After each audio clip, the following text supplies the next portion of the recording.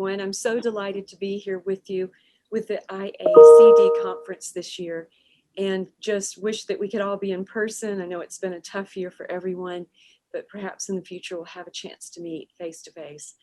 Again, I'm just delighted that we're coming together to talk more about community development. And this year, the conference has a theme of connectedness, resilience, and empowerment.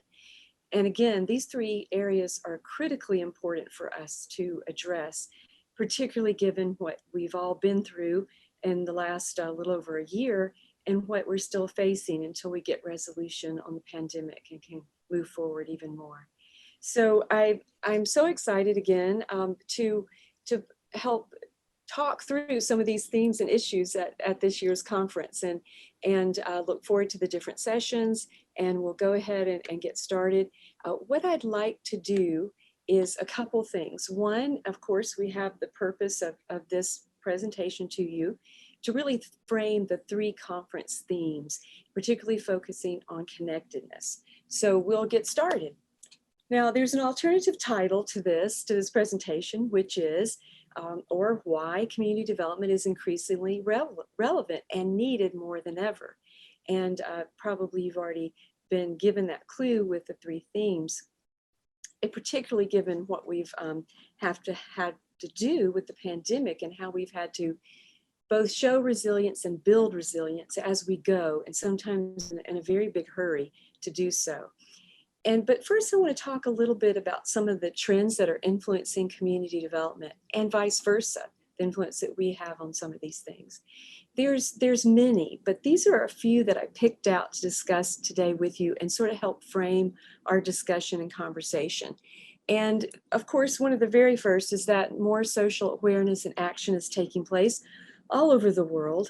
We've seen a lot of that, particularly here in the United States, with things about anti-racism, about needing more equity and equality, about the role of colonization throughout the world and how we need to sort of reclaim some of those things that have been given up in terms of community empowerment, particularly throughout the world. And so this is a trend that, again, is global. And I think it portends good things ahead, even more so for community development, because as we increase social awareness, we can increase our effectiveness as community developers. A second trend is the future of work. We know that we had to change rapidly, with many of us going to remote work or hybrid, and this was, of course, spurred by the pandemic. And it removes some of those locational restraints. So what we're beginning to see is a lot more movement of people.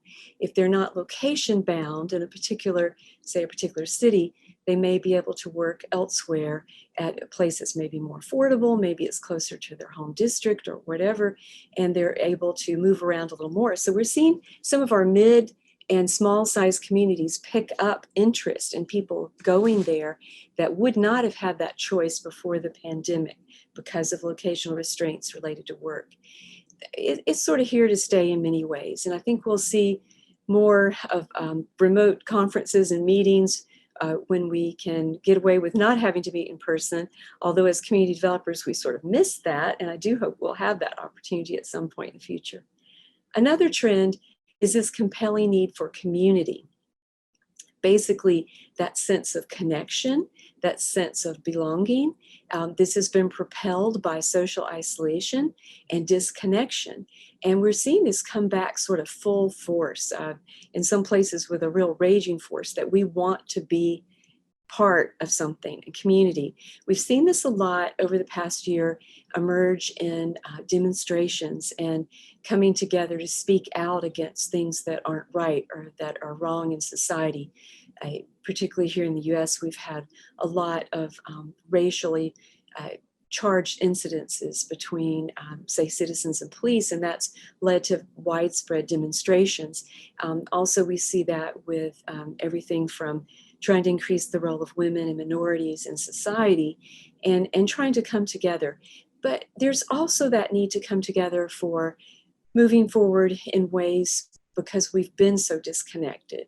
And that's a big trend, and it's not just in cities or some places, it's pretty much everywhere because we've had the social isolation for so long. And then finally, another trend is sort of the urgency of imminent climate change. We've been talking about it a long time. Some countries and communities are doing much better with addressing it than others. But this whole pandemic has sort of spurred a reflection of sorts to say that we've got to do something fairly immediately. We can't just think that this is going to be something many decades hence, but rather it's going to influence us now. And we're already seeing that with things like responses to natural disasters that have happened during this time. And being able to just be more aware of how our community well-being is progressing or not. And are we having things like health access and health affordability in our communities? Because that's directly related to the ideas around well-being. And it's related to climate changes too, particularly as we face more disasters in the future. So those are some of the trends I wanted to talk about to just sort of give a flavor of where we'll go in the presentation. But also, I wanted to point out a couple more things about community development. We know that it's a way to connect with each other, to the environment, the world around us, with sort of this rather positive asset, not deficit mindset. And that's pretty critical for community development because we tend to look at things as how can we build assets? How can we build on what we have, leverage what we have, and move forward? And not from that framework of we don't have anything to do or to work on or build on. And I think that in and of itself defines us as discipline, as a scholarly area of work, as practitioners, that we can have this positive moving forward mindset. And that's very different than some of other disciplines, other practices, but other ways of thinking about issues in our own communities as well as globally. And it also, community development is a way of providing guidance, and it's for processes that we have in our communities and our regions for pursuing collective outcomes and capacity building. We know there's core principles that are embedded within community development, including participation, justice and equity, self-determination, the knowledge and wisdom of people in our areas, in our places, and that we can help improve our situations and conditions for people and those places. And again, that's all embedded in a lot of what we do. So we're hearing a lot of talk about some of those core principles in other domains now and across the conversation because society is facing so many of these challenges and issues. And so we as community developers stand in this space right now where we are extremely relevant because of these conversations and these actions and these needs across the globe. And then finally, CD is a practice that is empowering profession with people, and a collective community empowerment is the central focus. In other words, we there's lots of different kinds of professions and disciplines, but we are the one that helps seek how to empower people in their places to get done what they want to do and to help improve those places. And so I just wanted to sort of recap that a little bit, just to refresh our memory of what we do and how we do it well in community development. And then also mention this, community development is very much related to things around individual and collective well-being, which is a very popular trending kind of thing now to talk about well-being, and also about happiness and happiness studies. And that's sort of the long-term outlook of how we fare as people, both individuals and collectively in communities, all the way from the local to the global levels. And I put this call here on this slide from the OECD, the World Bank, and United Nations, and basically it's a global call to action that we can, in other words, produce and move forward towards sort of the shared values and shared view of social well-being. In other words, this is community development they're talking about. And so I wanted to use this both as inspiration, but also remind us that what we're doing is front and center on many of these activities and actions from around the globe. So now I want to talk about the three themes of the conference, the first being connectedness. And this is really about how much people are connected in and to their communities. And we ask things around, is there a sense of belonging? Are there shared resources? What kind of social networks do we have in our areas and communities? Do we have strong and inclusive relationships? And it's really tied again both to that individual and collective quality of life and well-being domains and community. And it's easy enough to see that. And as community developers, we know this, that inherently, if we don't have strong relationships and that sense of connection, we can't get as much done as we'd like to. And then there's resilience. And this is really about the ability of community to withstand difficulties, disasters, and to respond in ways that help that community recover, hopefully quickly, or at least in ways that rebuild a community and really help others get past those difficulties. Resilience really depends heavily on assets, capacities, and what we call often the capitals of community development, and is very much entails a social network and connections between those members of the community and others external to the community as well. And I just want to refresh our memory that resilience is directly influenced by community development. So in other words, if you have pretty strong community development processes and practices in your community, you're going to see a better degree of resilience. There's also empowerment, and this is really about process. And everything about empowerment is how do we create, identify, gain, and assume power. Because if we can't have power in our decision-making processes, then we can't influence and sort of help control what the outcomes are for our communities. Again, harnessing power is a critical issue. And these are critical elements, again, for community development processes. So now I want to circle back to connectedness, because this is an area that I feel particularly strongly that community development is part and parcel of. And I just want to give a quick example. In the US, we've lost quite a bit of ground around things on well-being and overall happiness. And we've lost a lot of points on the scales over the last 50 years. We really haven't made much progress.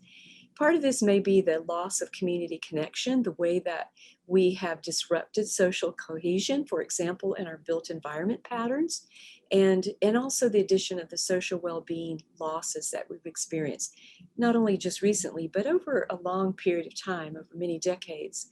And so the thing I'd like for you to sort of think about is happiness and well-being really the purpose of our governments? We often say this, and I give you an example here, the French Constitution. It's also in the US Constitution, as it is in others around the world, in different places and in different expressions.